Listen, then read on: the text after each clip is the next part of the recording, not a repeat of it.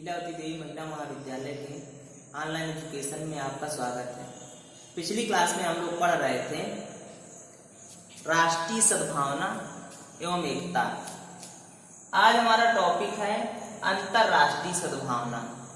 सबसे पहले हम लोग समझेंगे अंतरराष्ट्रीय सद्भावना का अर्थ। अंतरराष्ट्रीय सद्भावना से तात्पर्य एक देश के नागरिकों में दूसरे देश के नागरिकों के प्रति इस प्रकार का दृष्टिकोण विकसित करना कि वे आपस में मैत्री एवं विश्व बंधुत्व की भावना के लिए प्रेरित हों, साथ ही सुख दुख में एक दूसरे का साथ देने के लिए तैयार रहें और विश्व कल्याण की आकांक्षा से वह आगे बढ़ें और राष्ट्र का विकास करें। आज वर्तमान परिस्थितियों में यदि देखा जाए तो एक देश अपनी आवश्यकताओं की पूर्ति के लिए दूसरे देश पर आक्रमण करने या दूसरे देश को आर्थिक एवं राजनैतिक रूप से किसी प्रकार से प्रभावित करने के लिए पीछे नहीं रहता। ऐसे में यह अत्यंत आवश्यक हो गया है कि अंतरराष्ट्रीय सद्भावना से सभी को प्रेरित किया जाए, क्योंकि अंतरराष्ट्रीय सद्भावना के द्वारा ही विश्व कल्याण की, विश्व बंधुत्व की भावना जागृत होगी और इसी के द्वारा ही मानव कल्याण संभव है। अब हम देखेंगे अंतरराष्ट्रीय सद्भावना हेतु शिक्षा। आप सभी जानते हैं कि अंतरराष्ट्रीय सद्भावना के लिए शिक्षा ही वह साधन है जिसके द्वारा अंतरराष्ट्रीय सद्भावना विकसित की जा सकती है। आज आप देख रहे हैं अभी कुछ ही दिन पहले चीन द्वारा हमारे भारतीय सैनिकों पर आक्रमण किया गया। इस स्थिति में यह प्रायः देखने को मिलता है कि किस प्रकार एक देश अपनी विभिन्न प्रकार की आवश्यकताओं को पूरा करने के लिए या कूट रचित तरीके से षड्यंत्र रचने के लिए दूसरे देश को किस प्रकार से प्रभावित करने का प्रयास करता है, क्योंकि वह कहीं न कहीं अपनी आवश्यकताओं के बारे में सोचता है, दूसरे देश की आवश्यकताओं और उनकी सुविधाओं के बारे में वह नहीं सोचता। ऐसे में शिक्षा ही मात्र वह साधन है जिससे लोगों में यह सोच एवं समझ विकसित हो सकती है कि किस प्रकार संपूर्ण राष्ट्र के कल्याण के द्वारा ही मानव कल्याण की बात सोची जा सकती है। यदि किसी भी देश में गरीबी, भूखमरी, अकाल, महामारी आदि उत्पन्न होगी तो उससे सभी देश प्रभावित होंगे। कोई ऐसा देश नहीं होगा जो उससे अछूता रह जाएगा। तो शिक्षा द्वारा ही अंतरराष्ट्रीय सद्भावना संभव है और शिक्षा के द्वारा ही हम ऐसे नागरिकों का निर्माण कर सकते हैं जो विश्व बंधुत्व की भावना पर विचार करेंगे और विश्व बंधुत्व को आगे बढ़ाएंगे। अब हम देखेंगे अंतरराष्ट्रीय सद्भावना हेतु शिक्षा के उद्देश्य। कौन कौन से उद्देश्य हैं अंतरराष्ट्रीय सद्भावना हेतु जिन पर हमें ध्यान देना है, या शिक्षा के द्वारा वह कौन से उद्देश्य हैं जो अंतरराष्ट्रीय सद्भावना को प्रेरित करते हैं, आगे बढ़ाते हैं। तो पहला है छात्रों को इस प्रकार की शिक्षा प्रदान की जाए कि उन्हें रहन सहन के ढंगों व आकांक्षाओं का ज्ञान प्राप्त हो सके। सबसे पहले हमें छात्रों को इस प्रकार से प्रेरित करना है, इस प्रकार से उन्हें शिक्षा प्रदान करना है ताकि वह एक दूसरे के जो रहन सहन के तरीके हैं उनको समझें और जो उनकी आकांक्षाएं हैं उनका ज्ञान प्राप्त करें तथा विश्व के विकास में सहयोग करने के लिए अपनी भूमिका का निर्वहन करें। इसके बाद है छात्र छात्राओं को समाज के निर्माण में सक्रिय भाग लेने के लिए तैयार किया जाए। शिक्षा का उद्देश्य यह भी है कि वह छात्र छात्राओं को इस प्रकार से तैयार करें कि वह समाज निर्माण में अपनी सक्रिय भागीदारी निभाएं और वह अपने स्तर से समाज के कल्याण में अपना सहयोग करें। इसके बाद है शिक्षा द्वारा उन्हें एक साथ रहने की आवश्यकता का बोध कराया जाए।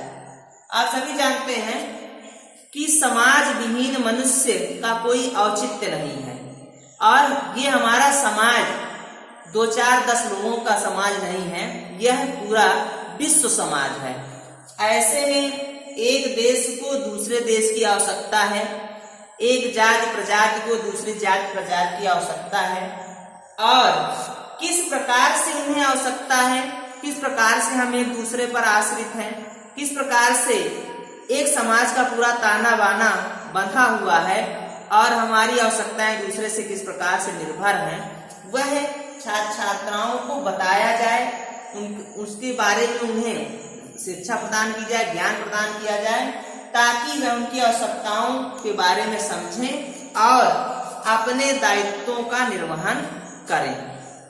इसके बाद है शिक्षा द्वारा सभी राष्ट्रीयताओं, संस्कृतियों एवं प्रजातियों के व्यक्तियों को समझने की भावना का सृजन करना।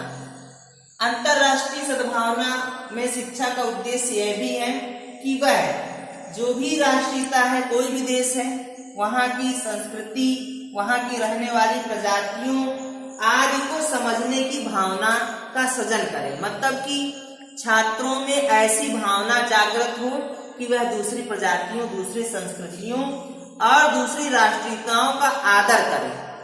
अपने देश की एकता अखंडता के साथ ही दूसरे देश की अखंडता और उसकी राष्ट्रीयता के लिए वह तत्पर रहें। साथ ही दूसरी संस्कृतियों और प्रजातियों का आदर करें। उन्होंने जो विश्व बंधुत्व या विश्व के लिए जो भी कल्याणकारी कार्य किए हैं, उनके योगदान को भी वो समझें और अपना अहम योगदान दें विश्व कल्याण के लिए। इसके बाद है छात्रों को राष्ट्रीयता व सांस्कृतिक पक्षपात न करने की शिक्षा देना। साथ ही शिक्षा का उद्देश्य है कि वह छात्रों को राष्ट्रीयता व सांस्कृतिक पक्षपात न करने की शिक्षा दें, क्योंकि यदि हम राष्ट्रीयता या संस्कृति का पक्षपात करेंगे तो ऐसी स्थिति में हम एक सुंदर राष्ट्र की सुंदर विश्व की कल्पना नहीं कर सकते हैं। जब तक हमारा दृष्टिकोण पक्षपातपूर्ण होगा, तब तक मानवता की रक्षा संभव नहीं है। तो ये थे अंतरराष्ट्रीय सद्भावना और शिक्षा के उद्देश्य। इन उद्देश्यों के माध्यम से ही हम अंतरराष्ट्रीय सद्भावना को पूरे विश्व के कोने कोने तक पहुंचा सकते हैं और अंतरराष्ट्रीय विश्व बंधुत्व और मैत्री की भावना उत्पन्न कर सकते हैं। अब हम देखेंगे अंतरराष्ट्रीय सद्भावना की शिक्षा का महत्व, कि अंतरराष्ट्रीय सद्भावना की शिक्षा दी जा रही है, उसका क्या महत्व है और यह क्यों दिया जाना चाहिए। तो पहला है, शिक्षा द्वारा छात्रों को विश्व नागरिकता के लिए तैयार किया जाता है। अंतरराष्ट्रीय सद्भावना की शिक्षा द्वारा छात्रों को विश्व का नागरिक बनाने के लिए या उनको विश्व नागरिकता के लिए तैयार किया जाता है कि आप केवल एक देश के नहीं, पूरे विश्व के नागरिक हैं और ऐसे में आपको विश्व कल्याण के लिए कार्य करना है। दूसरा है, विश्व की सभी समस्याओं से छात्रों को परिचित कराकर समस्या समाधान के लिए प्रेरित किया जाता है। अंतरराष्ट्रीय सद्भावना की शिक्षा में विश्व की सभी समस्याओं से छात्रों को परिचित कराया जाता है कि किस देश में कौन सी समस्या है और उस समस्या का समाधान किस प्रकार से संभव है, किस प्रकार उस समस्या का समाधान किया जाए, इसके लिए उन्हें प्रेरित किया जाता है। जैसे कि बहुत सारे देशों में आज पानी की समस्या है, बहुत सारे देशों में अन्न उत्पादन नहीं किया जा सकता है, बहुत सारे देशों में पेट्रोलियम पदार्थ नहीं मिलते हैं। तो ये वहाँ की समस्याएं हैं और उन समस्याओं का समाधान करने के लिए हमें छात्रों को प्रेरित किया जाता है अंतरराष्ट्रीय सद्भावना की शिक्षा द्वारा। इसके बाद है, शिक्षा द्वारा उन्हें मानव कल्याण के लिए तैयार किया जाता है।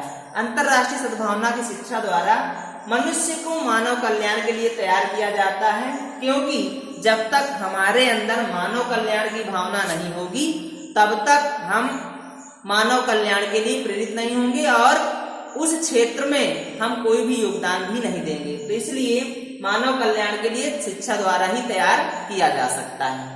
इसके बाद है, शिक्षा द्वारा छात्र छात्राओं को आर्थिक, सामाजिक, राजनैतिक, सांस्कृतिक आदि सभी पक्षों के लिए जागरूक किया जाता है।